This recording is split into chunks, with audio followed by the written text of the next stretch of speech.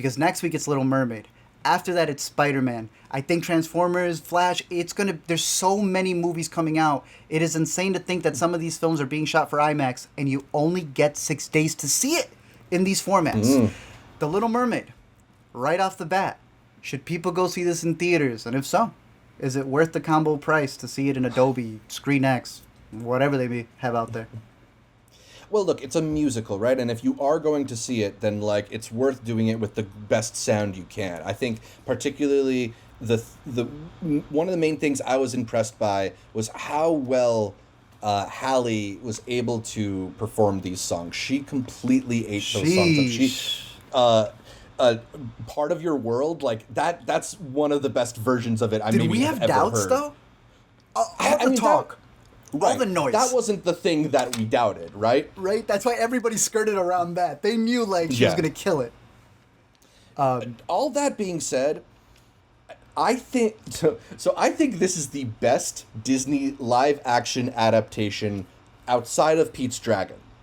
That's not necessarily a high compliment, but I do think it is the most successful of them, and I think that a lot of the things that bring these live-action adaptations down is the way that they take, like, beautifully rendered creatures and characters and colors and worlds, and they make it all drab and dull and uninspired looking. And there's a lot of that in the beginning. I think the underwater stuff all looks pretty bad.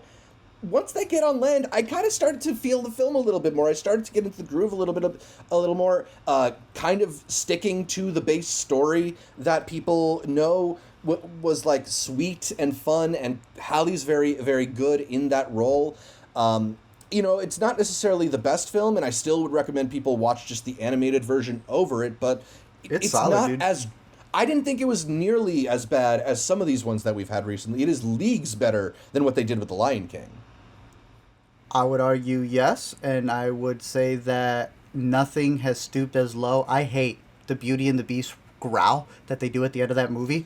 It just makes it so goofy. There are moments where they get close to it here, but it's a pretty standard, decent adaptation for it. I feel you on the opening shots where it's like people were arguing about it being too dark. The moment you get above water, it's maybe too bright. I would say that when they do the Under the Sea song, they went all out. I got to shout out one of the persons who commented on my review. I don't even know how to get to my review, Zach. They clicked on your eye thing over there. Oh, there's an eye thing. Yeah, click on the eye. Here? I think that'll open. Yeah. Look at that. Thank you, Zach, for teaching me how to use Letterboxd. I like this comment right here. I can't wait for the animated remake is exactly what I was thinking when they were animating the Under the Sea sequence, because they go all out with it. Having David Dix isn't going to hurt either. That is another person who came in and absolutely ate it up, because this is a man who, coming out of the Hamilton fame and obviously through clipping, also having Lin-Manuel come in to do a lot of the songs, he was able to deliver that. I'll also give a shout out. We were a little mixed here between us two, but I'm curious what you thought of the guy who came in to play Prince Eric, because to me, I thought they ripped him out of the animated movie, and he also killed the extra song they gave him. Yeah, I mean, I think the new songs, definitely there's like a chasm between how iconic the originals are and the new songs that just don't quite feel the same. I think the performance of it was good, and like I just think the songs aren't quite the same magic personally. For sure, but that's not because of the performance, because I think all the performances were good. It's just that, I don't know, they do add length to a film that was originally much breezier. That's the one thing that I will say, is that I don't know if a story this simple needs to be around 2 hours long. Yeah, because the original movie is surprisingly so short, and there's like, they just go through it. They trim out everything that you don't need in that film, and it covers a lot of ground.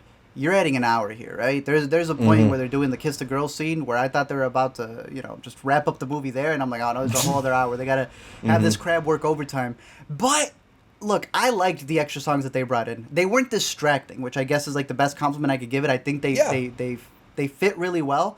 There's this one where they do a very interesting concept, because obviously she loses her voice when she's above water, and I thought the way they filmed that was pretty smart. Then you remember it's Lin-Manuel, and he comes up with one for the Scuttlebutt song, And look, my mom and my sister liked it, so I feel that major audiences are really going to vibe with it, but that's when it reminded me, oh, that's right, he is working on new songs for this movie. He always has this thing where he can't help but to go back and do the Hamilton rap thing. And there's just something about Awkwafina. I am not an Awkwafina hater. We are not Awkwafina haters on this podcast. But I don't like her in Disney movies. I hate when they Disneyfy her. I like her being in something like Renfield. I like her being even dramatic roles, like in The Farewell. The Farewell. Man. Yeah. It's a little straight. And I know she has a career as a rapper, but a little bit weird to give her some bars while Daveed Diggs is right there. He's right there. He could do it better. They give him one little bit, and when he gives that one verse, I mean, he goes through it like the amount of bars that she goes through in 10 seconds. But I wanted to see more from him instead of Awkwafina here doing some bars. But for the most part, the music, I think, delivers. If you're curious in this movie in any way, shape, or form, I think catching it in Dolby for the sound mixing, our chairs were thumping. Anytime that Ursula appeared on screen, who also was not bad, played by Melissa McCarthy. The colors, her voice. I don't know if there was some tampering in there, but she delivered on the song as well. It's worth the full price of admission for the sound alone. And I would even argue some of the colors. The story changes. Would say one thing that I noticed is I think Twitter compression and YouTube compression is doing this movie pretty dirty. It is not nearly as drab and dark on the big screen as it was. It's also you're going to upload what you want to see. Yeah. Right. You're going to argue about, whatever angle you want to come at it. But for the most part, if you're watching this in a proper projection, it looks pretty decent. I like it. The props, the sets, all of it. They did not go cheap. Yeah, the one thing is I really hope that we can just put an end to the photorealistic animal design because it is hurting these movies so much. When you have when you have a full human and they're next to a photorealistic sized crab, you can't even see the crab's mouth moving. It's sort of like, is Daveed Diggs doing voiceover right now, or is that supposed to be Sebastian? His big at the end of Under the Sea. It's supposed to be this funny moment because Sebastian is working so hard to do this song, and then he's panting because he's tired. You can't even see the crab breathing. The joke, it's just like a weird ASMR video all of a sudden with Daveed Diggs just heavy breathing into the microphone. Man. Can you just double the size of their eyes and mouths and leave it at that? It would be so much better. Sebastian grew on me, man. I'm sorry to say. There was something about the way they animated him. It was so goofy. I believe you 100% with Flounder. Yeah. He looked like a dead fish the whole movie. Maybe it's just David's voice, man. It definitely doesn't compete with the animated version at all. Yeah. I'm not even saying that. But I thought it was going to be as horrendous as what they did with Flounder, but at a certain point, I just felt with the crab. It's just the character of Sebastian that I just really like. They have this man working overtime, taking care of kids. He has a degree. He shouldn't be out there. Right. I do think it worked okay when it was in the close-ups, when you can actually see the details on his face. But when he's just a tiny dot floating next to Ariel, you can't really see any of those details. Yeah. Yeah, there's even moments where she's crying underwater. You're not noticing a damn thing there. But yeah, overall, like I had mentioned, there is some story changes, for these adaptations. Yeah. I don't think that they're the worst as compared to previous ones where they just try to make some of the characters go in different directions for reasons that don't even really affect the story or really help it at all. I don't think the ones here hurt it much, but it also doesn't add much to the characters either. They do some changes for Prince Eric that I feel kind of allude to them wanting to do a sequel or a prequel more than anything else. There are moments where characters here tell you, oh, there's a lot more to explore. And it kind of does feel like they're looking at the camera telling you, we can't wait to greenlight Little Mermaid 2. Right. But again, I don't think anybody will be upset with any of the vast changes that they make to the story. Because again, it sticks to a lot of the same plot elements as the original. The music is where it excels. The colors aren't terrible. And I do agree with you. And in terms of all of the adaptations that we've gotten, this has been one of the safest ones, is what I could say. Mm-hmm. So, would you recommend people leave for the theater? Because this is going to be a big one for Memorial Day weekend. It's tough because it's tough to recommend a movie when I know there's a much better version of it out there in the world. And it's so good. It lives up.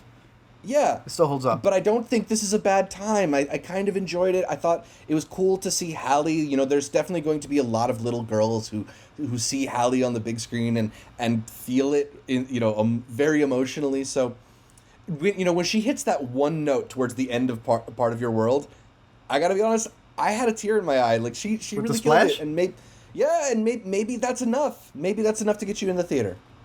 For sure. The Little Mermaid, I recommend it in Dolby if you're there for the music, but catch the original on Disney Plus. It's a pretty solid movie. I can see why they want to remake it. But that will be out next week. There's also on the 24th, there's going to be some early screenings to it. I saw on Fandango, so in case you're a super fan, try to catch it there. They might give you some swag. Who knows? Sometimes they give you that.